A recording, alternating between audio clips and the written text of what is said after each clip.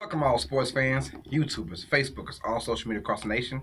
Uneducated Network on YouTube presents Uneducated Sports Talk. I'm your host, Carlos Clayton. Before we get started with our news, please like and subscribe to both Uneducated Network and Uneducated Sports Talk, both on YouTube. See my show, Uneducated Sports Talk, and you see it on the Uneducated Network, along with other shows on that channel as well. So please like and subscribe to both Uneducated Network and Uneducated Sports Talk. Hit the bell for the notification as well. And let's get on to it. So, Games 1 and Games 2 of both the Eastern and the Western Conference Finals have come and they've gone, and we had a few surprises. This NBA season bothered me. The regular season was fantastic, and it's cool, but the regular season isn't as good unless the playoffs are good. First round was okay. I really liked it. Way better than the past. The second round was a dud, and I keep saying it on my videos because it just lets you know that I'm so tired as an NBA fan of being disappointed in the playoffs, where it means so much, but then all of a sudden you get so little out of competition, if you know what I mean. So we get down to the second round, and all four series go 5 games or less. It's just that bad. But then we get into the conference finals, and now things are a little different. Uh, it's starting to get good again, but the only problem was that the second round lasted so little that now the conference finals they got to stretch it out. So they have 3 days in between games now after the first 2 games. So that's a long wait for NBA fans just because the second round was so quick. They have to lengthen the NBA schedule of the playoffs. So, so that's kind of heartbreaking for me. But let's get down to the recaps. Let's start off with the Eastern Conference. We have the Cleveland Cavaliers at the Boston Celtics for Game 1 and Game 2. And what no one expected, including myself, Boston is up 2-0 against the Cleveland Cavaliers and looking like the better team in both games for sure. I mean, yes, obviously they're a better team because they won the games, but the way they play defense, the way they're basically allowing LeBron to get whatever he wants, not really allowing it, but accepting that LeBron is the best player in the game, so they're going to let him get his points. And they're playing great team defense as it is, and they're shutting down everybody else. LeBron, get your points. We're going to shut down everybody else, and that is what's going on. LeBron in Game 1 was a no-go. 15 points. It wasn't himself. People called it a fill-out game. There's no such thing as a fill-out game. I don't care how great of a player you are. You can be Michael Jordan, LeBron James. There's no such thing as a fill-out game. Let me try and fill it out because it's obvious when he loses, it's a fill-out game. When he wins, it's he knew what he was doing. So Boston is different. Cleveland faced the Indiana Pacers team that, though, it was a really good team, and they pushed Cleveland to the limits in every game. Every game.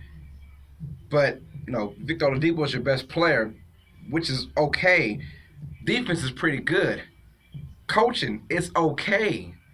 But at the same time, they just didn't have that grit.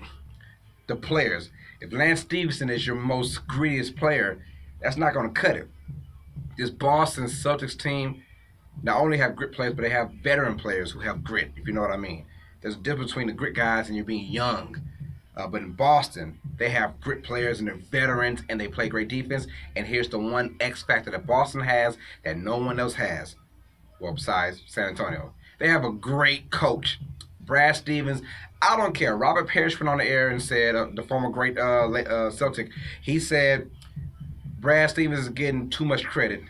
I'm like, Brad Stevens isn't getting enough credit. There's no Kyrie Irving. There's no Gordon Hayward. You have a rookie and you have a second-year player who are your two best players. You have Al Horford. And then you have a bunch of great role players, Marcus Smart, Aaron Baines, those kind of guys. And that's pretty much it. A lot of good role players, Marcus Morris. And they're looking like freaking stars out there. Really a good team.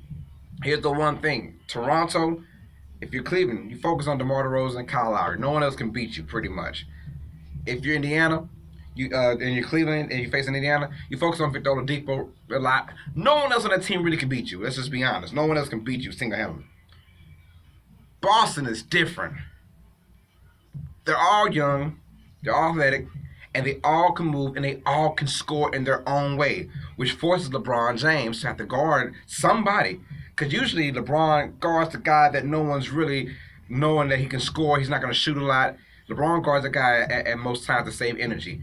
In this contest, LeBron cannot sit back and just not guard anybody because all five players, no matter how they turn it out, whether it's Terry Rozier, whether it's Jason Tatum, whether it's Jaylen Brown, Al Horford, Marcus Morris, they all can score in different varieties of ways, and that's hurting LeBron James on the defensive end because he's expending so much energy on the offensive end. After the game one loss, they lost 104 to 83. Excuse me, 108 to 83. And that was a 25-point win. And you're like, okay, we've seen this happen plenty of times with LeBron James and his teams, whether it's Miami or Cleveland. They lose in game one, they bounce back in game two as usual. LeBron goes off, and they win big, and they take the momentum back, split the split. This was different. LeBron came out haymakers. It started off like, okay, yeah, it's about to happen. LeBron scores 21 points in the first quarter of game two. 21 points. The Cavaliers at the end of the first quarter are only up by 4 points. That is demoralizing, not only to LeBron James, but to his teammates. And when it's demoralizing to them, it's the exact opposite to Boston. Boston is ecstatic. They're like, dude, LeBron just went crazy on us. Nuts. I mean, something that we don't really see ever. And he was hitting everything, threes and fadeaways, and everything was going in. And we're only down 4. That tells you right there the mentality of the Cleveland Cavaliers. It's almost like they're allowing LeBron to play hero ball. You got J.R. Smith, Kyle Korver, but no one can really, take care of themselves. I think Kevin Love, they need to slow it down. Kevin Love, get him involved more because he scored 22 points. He can score. He is the Robin to LeBron James. But I have no one to blame but LeBron. LeBron's had many opportunities. I mean, LeBron could have easily found a way to keep Kyrie Irving. I don't care what you said. Like maybe talk to Kyrie. Maybe if Kyrie's with the Boston Celtics, if Kyrie's playing, the Celtics, I believe they win the series, wholeheartedly. But Kyrie, now if Kyrie plays for the Cavaliers, that's obviously they're going to the finals. If Kyrie's with the Cavaliers, they could have easily kept Kyrie if LeBron had a better relationship with Kyrie Irving. Easily could have kept him because LeBron right now is needing a Kyrie Irving on his team, and it's not happening. He's on that same Boston team, and he's hurt. And Boston is playing like the better team. So it surprised me 2-0. But I'm going to say this. I'm still betting for Cleveland. I'm still thinking Cleveland's going to win the series. You cannot tell me Cleveland's going to lose a series in the Eastern Conference until I see it. I got to see it for myself. I can easily see Cleveland win these next 2 games. Probably still in game 5, maybe, and winning game 6 at home. I can still see it. I will not believe it until they're down 3-0 or they get swept. And I'm not going to. I will believe it. But I won't believe it until I see it. So it is what it is. Boston is playing great, and I hope they win the series because it's time for new blood, and I want to see something else, something different, and maybe they win, maybe they don't. But Cleveland's got a big test in their hands. Now it's great they go back home. They're down 2-0, but they're going back home with the role players. They feel a lot better, sipping on beds. And here's the thing: you get like 3 days off now. They played Wednesday. They don't play till Saturday. Excuse me. They played Tuesday. They don't play till Saturday. They have Wednesday, Thursday, and Friday to rest and play Saturday. So that's big for them, and it's big for the Celtics because they had to travel. So I mean, both teams are benefiting from this, except for the fans. We're not benefiting because we get 3 days. I'm not seeing anybody play. This is going to drive me crazy. Cavaliers are in big trouble. But let's talk Brad Stevens for just a second. Brad Stevens is amazing. And he's been getting a lot of praise, but rightfully so. Look who he has. And he is exerting 100% effort from his team. They're getting all the 50-50 balls. They're getting all the loose balls. They're getting all the hustle plays in. And that comes from coaching. You coach them up. Especially when you don't have a superstar who can lead you in that kind of the rah-rah sessions. No, they don't have that guy. So it's a collective team effort, and Brad Stevens understands that. So Jaylen Brown is doing this thing, Jason Tatum, and they're basically taking turns with quarters being the guy. So now, will that translate on the road? I doubt it because they're 1-4 on the road in this playoffs. The one win came in overtime against the 76ers. So I don't think it will happen. I think they'll lose the 2 games in Cleveland, and hey, Game 5 is anyone's game. And when you have LeBron James on your team, I never bet against him in the Eastern Conference. In the Western Conference, it's a totally different story. And speaking of the West, let's get to that. So Games 1 and Game 2 of the Western Conference Finals have been done. The Golden State Warriors versus the Houston Rockets. The Golden State Warriors still Game 1 119 to 106. And can you really say it's still Golden State is the better team? And I want to apologize to the fans because earlier I said Golden State wins in 7, and I was wrong. I don't know why I said that. I meant to say Golden State wins in 6. I wanted to say they win in 6.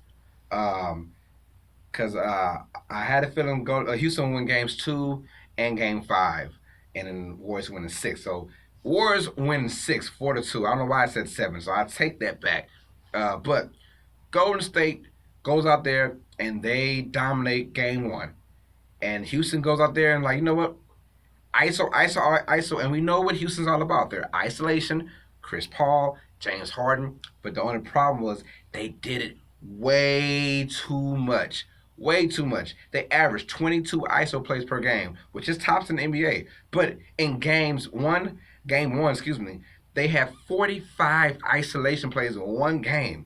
And James Harden was dribble, dribble, dribble, dribble, dribble, dribble, dribble, dribble. Shot clock goes down. Bad shot from him, or he passes to somebody who has a heap of bad shot. I had like 3 24-second shot clock violations, which is very unheard of in the NBA these days. They have that many shot clock violations. But nonetheless, Kevin Durant's a man among boys. Did his thing, 37 points. James Harden, 41 points. But that's the only problem. 41 points, but with nothing. Now, game 2 was totally different. Game 2 was totally different. Houston destroying the Warriors, 127 to 105. But here's what you and I knew that Houston had to win game 2. If Houston doesn't win game 2, they're getting swept. It is done with. So you understand they had all necessary tools to win this game 2. They had to. They had to, or the series is over with to not only us, but to them as well. They know it. You win game 2, there's some hope. Golden State did what they had to do. That was still a game in Houston, because if they do that, they're winning the series, because there's no way in hell Houston's going to win a game in Golden State. I'm just being serious. There's no way Houston's going to go into Golden State with that rowdy crowd. But Kevin Durant, Steph Curry, who's still playing very poor right now, Klay Thompson, Draymond Green, and you get that rowdy crowd and them going in the Oracle Arena, it's over. It is over. It's done with. I do not see Golden State losing a game at home. The rest of the playoffs, to be honest with you. If it happens, I'll be shocked. But it was almost like Golden State kind of like, you know what, you can have game 2. Go ahead. We got home court advantage now. You can have it, because we're going to bust our butts in game 3 and 4. So it almost feels that way. But I'm glad Houston did. I didn't want to see Houston get swept. I didn't want to see Chris Paul, James Harden, those guys, PJ Tucker, Trevor Reeves. I didn't want to see them get swept at all. I didn't. I'm glad. I have it going 6 still. So, it could go 5. You never know. But Golden State is still the better team. I believe Golden State just say, you know what? Take game 2. It's fine. They had a bad game. Houston, in order to win this series, Houston has to have that game every single game. Every game. Houston has to dominate and hit a bunch of threes. A bunch of threes. I'm talking 23s, 18 to 23s, every game to win. Can you do that on the road? I don't think so. At home, you're expecting your role players like PJ Tucker, like Trevor Reeves, like Eric Gordon to get you killer numbers, But on the road, it's a little different. Things are a little different, So Golden State loves their position. Boston loves their position, because everyone thought that Boston would be down 0-2 or tie 1-1. So Boston loving their position. Golden State loves their position right now. I still have Golden State win the series. I have Cleveland still win their series, and them having a 4th straight NBA Finals. But I would love to see Boston versus Houston. I would love to see that. Some new blood, Boston and Houston. I'm rooting for that. Will it happen? I doubt it. But I'm very much rooting for that series, Boston and Houston, just to see something different. It's been a great NBA regular season. So far, it's a good conference finals from each one. I'm loving it. The intensity of Boston is showing. I'm loving that Houston and Golden State is basically the NBA finals. But the Western Conference Finals is usually always the NBA finals the last decade. So that being said, guys, please comment down below. Who's going to win both series? Will the Cleveland Cavaliers come back and make it a series against the Boston Celtics? And will Golden State dominate at home against the Houston Rockets? Let me know how you feel down below in the comment section. Please like and subscribe to both Uneducated Network and my show, Uneducated Sports Talk, both on YouTube. I'm loving it. I don't know why I got this lighter right here. That is weird. I got a lighter just sitting in here. I didn't recognize I had a lighter right there. Um, no, that's not smart. But anyways, that being said, y'all, this is Uneducated Sports Talk presented by Uneducated Network, and I'm your host, Carlos Clayton. As always, sports fans, you know what time it is. Stay smart, stay uneducated. Peace.